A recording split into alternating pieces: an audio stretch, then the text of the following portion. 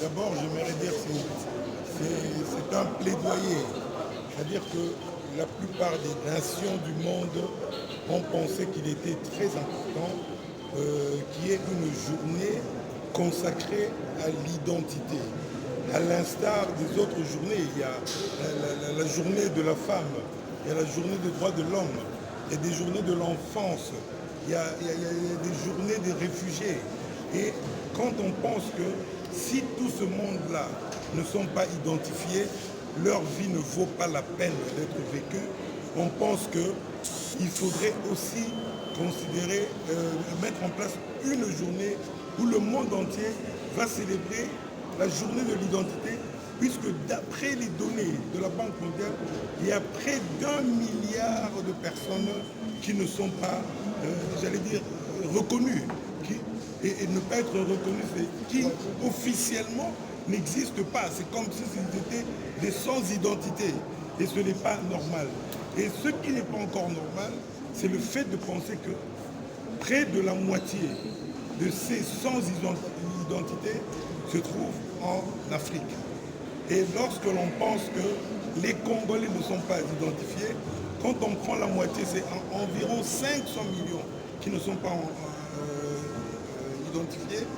Et les Congolais qui sont évalués, estimés à plus ou moins 100 millions de personnes, représentent à eux seuls près de 20% de ces non-identifiés en Afrique.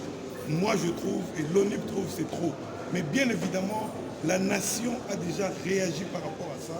C'est ce qui justifie en grande partie la création de l'Office national d'identification de la population, avec des missions claires, nettes, précises, à savoir l'identification systématique de la population habitant en RDC et des Congolais se trouvant à l'étranger. La création et l'entretien du fichier général de la population, un fichier qui sera totalement fonctionnel, c'est-à-dire qui pourra être utilisé par d'autres demandeurs, et surtout l'octroi d'une carte d'identité sécurisée qui contiendra les données biométriques et les données biographiques, ainsi que le fait de tirer de ce fichier national de la population, surtout cela, un identifiant unique qu'on va appeler le NIN, le numéro d'identification national de chaque individu, va faire en sorte que ce chiffre-là de 500 millions en Afrique va directement baisser à 400 millions et on comprendra, on sentira que la République démocratique du Congo, ce grand pays qui se trouve au cœur de l'Afrique, le cœur doit battre comme il se doit. Ce grand pays doit identifier sa population et a déjà mis en place tout ce qu'il faut. Il ne reste plus que la volonté politique.